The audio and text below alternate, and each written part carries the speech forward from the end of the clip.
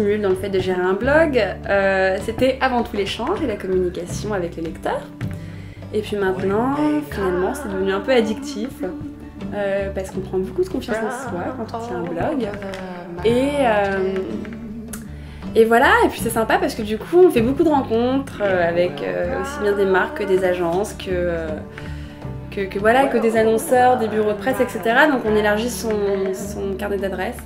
Donc c'est bien pour nous qui sommes jeunes et qui avons besoin de ces contacts. Donc voilà, non, c'est toutes ces choses-là. Et puis je sais pas en fait, c'est addictif. Voilà.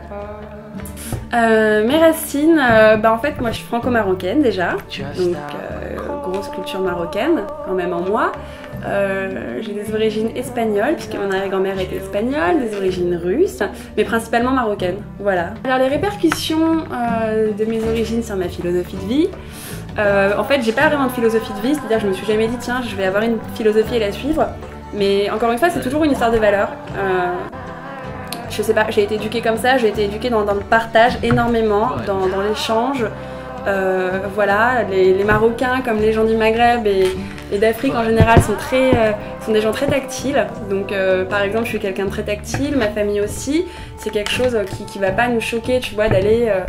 J'ai l'impression de faire un discours de Mère Teresa, mais en gros c'est ça quoi. Ma philosophie c'est de ça, ça veut dire en fait on aime les humains, on s'aime les uns les autres et voilà. Je crois que ça c'est la philosophie principale qui ressort on va dire. Je pense que je suis fidèle à ce que je montre sur mon blog, voilà parce que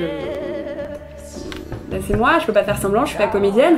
Après c'est vrai que j'ai tendance à montrer une facette toujours très joyeuse, toujours très vive. Je suis assez vive dans la vie mais c'est vrai que pas tous les jours de ma vie je souris comme ça, tu vois, et que voilà, j'ai aussi mes petites faiblesses, mes petites fêlures et que voilà. Mais c'est drôle parce que j'ai jamais été très démonstrative en fait quand ça allait mal. J'ai toujours été...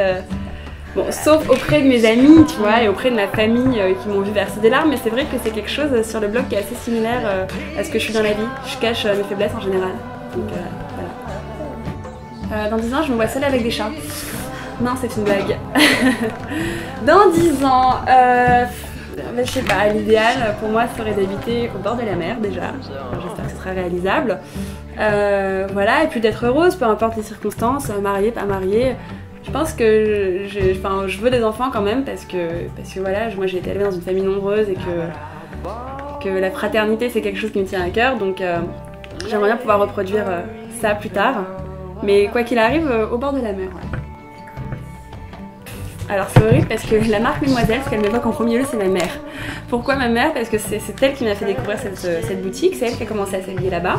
Et la première fois qu'elle m'a emmenée là-bas, j'ai eu un coup de cœur, je trouvais ça vraiment très beau. Je trouve que c'est très bohème et en même temps très moderne. Parce qu'il y a beaucoup de marques qui font des choses un peu épiphoniques, bohème, etc. Mais vues, revues, etc.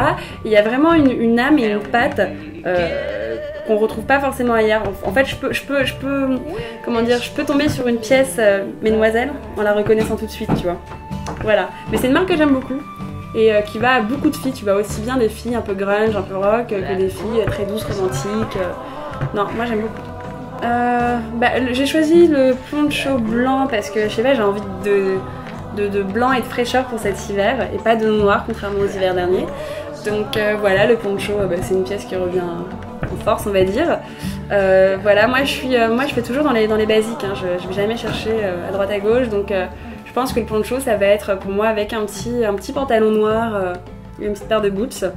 Voilà, un petit pantalon noir, soit un jean, soit en cuir. Voilà, mais simple, sans trop de chichi. Et puis la salopette, je sais pas, j'ai des doutes. Alors je sais pas, soit je fais à fond dans mon trip et je mets la salopette avec un gros sweat en dessous, tu vois, limite sportswear.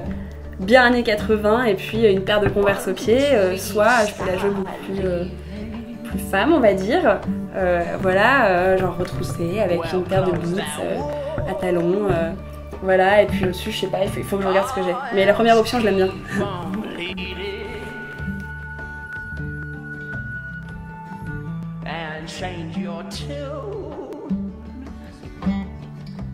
It's got no meaning.